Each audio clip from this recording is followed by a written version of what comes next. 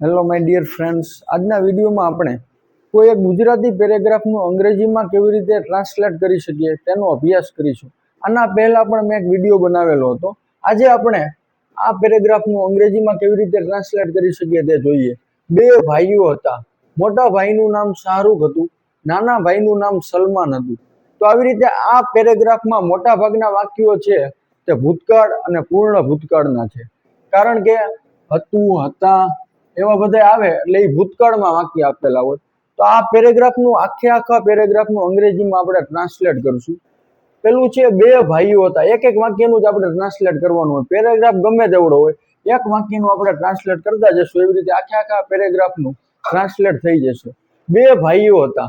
તો આવું જ્યારે વાક્ય આપેલું હોય ત્યારે ધેર વોજ અને ધેર વર વાળી વાક્ય રચનાનો ઉપયોગ કરવામાં આવે છે. બે ભાઈઓ હતા. બે ભાઈઓ બહુવચન છે એટલે થાય બે ભાઈઓ. બહુવચન છે એટલે આવશે ધેર વર. બે ભાઈઓ હતા તો એનું અંગ્રેજી થશે ધેર વર. WERE અને વર વચ્ચે ધ્યાન રાખજો.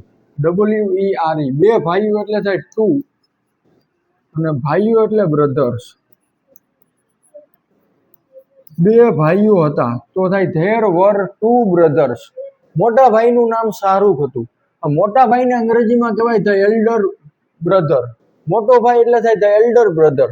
નામ એટલે નેમ અને હતું એટલે વોજ અને શાહરૂખ એટલે શાહરૂખ. તો મોટા ભાઈનું નામ, મોટા ભાઈને અંગ્રેજીમાં કહેવાય the elder brother. ELDER. The elder brothers. BROTHER અને એપોસ્ટ્રોફી એસ આવશે કારણ કે અહીંયા નું આવ્યું એટલે. એપોસ્ટ્રોફી એસ નો મિનિંગ થાય નો ની નું ના. ધ એલ્ડર બ્રધર્સ એટલે મોટા ભાઈ, મોટો ભાઈ. તો અહીંયા છે મોટા ભાઈનું નામ શાહરૂખ હતું તો the elder brother's name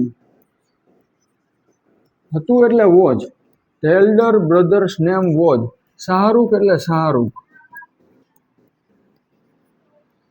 the elder brother's name was Shahrukh એટલે મોટા ભાઈનું નામ શાહરૂખ હતું. એના પછીનું ત્રીજું વાક્ય છે નાના ભાઈનું નામ સલમાન હતું. તો નાના ભાઈને કહેવાય the younger brother. The younger.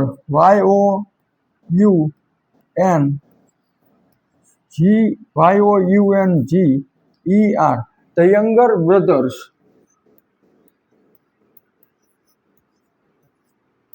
અહીંયા પણ એપોસ્ટ્રોફી એસ આવશે.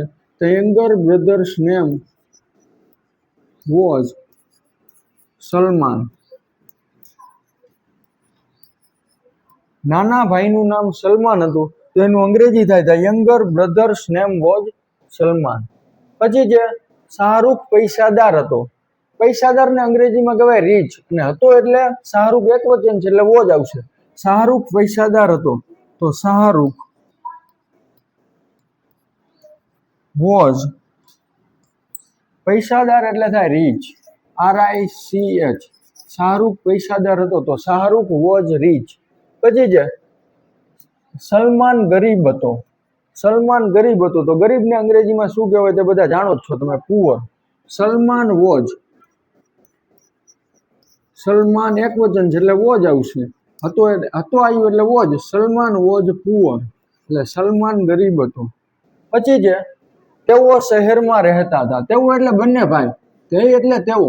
શહેરમાં એટલે ઇન ધ સિટી અને રહેતા હતા એટલે લીવ. તો લીવનું ભૂતકાળનું રૂપ લીવડ. હાવ ઇઝીલી તમે આનું ગુજરાત ઇંગ્લિશ કરી શકશો. તેઓ એટલે ધેય. રહેતા હતા એટલે લીવડ. LIVED. They lived in the city એટલે તેઓ શહેરમાં રહેતા હતા તો થાય they lived in the city. પછી જે મોટો ભાઈ સરકારી શિક્ષક હતો. મોટો ભાઈ એટલે થાય ધ એલ્ડર બ્રધર. સરકારી શિક્ષક એટલે ગવર્મેન્ટ ટીચર અને હતો એટલે વોજ. તો મોટો ભાઈ સરકારી શિક્ષક હતો એનું આપણે આગળ અંગ્રેજી કરીએ. મોટો ભાઈ એટલે થાય the elder brother. The elder brother. હતો એટલે વોજ અને સરકારી શિક્ષક એટલે a government teacher. The elder brother was a government teacher એટલે થાય મોટો ભાઈ સરકારી શિક્ષક તો ગવર્મેન્ટનો સ્પેલિંગ છે GOVERENMENT, ધ્યાન રાખજો. તો મોટો ભાઈ સરકારી શિક્ષક હતો એનું અંગ્રેજી થાય તો elder brother was a government teacher. એના પછી આગળનું આપણે વાક્ય જોઈ, નાનો ભાઈ મજૂરી કામ કરતો હતો. આ વાક્યમાં આપણે પહોંચ્યા, નાનો ભાઈ મજૂરી કામ કરતો હતો. નાનો ભાઈ મજૂરી કામ કરતો હતો. નાના ભાઈને અંગ્રેજીમાં કહેવાય ધ યંગર બ્રધર.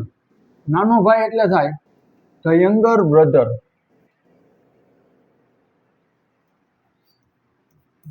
નાનો ભાઈ એટલે થાય the younger brother. YOUNGER, the younger brother. નાનો ભાઈ મજૂરી કામ કરતો હતો. મજૂરી કામને અંગ્રેજીમાં કહેવાય લેબરર. તો the younger brother worked as અહીંયા એજ વપરાશે એઝ અ લેબરર. લેબરર ને થાય LABORER. નાનો ભાઈ મજૂરી કામ કરતો હતો તો એનું અંગ્રેજી થાય the younger brother worked as a લેબરર.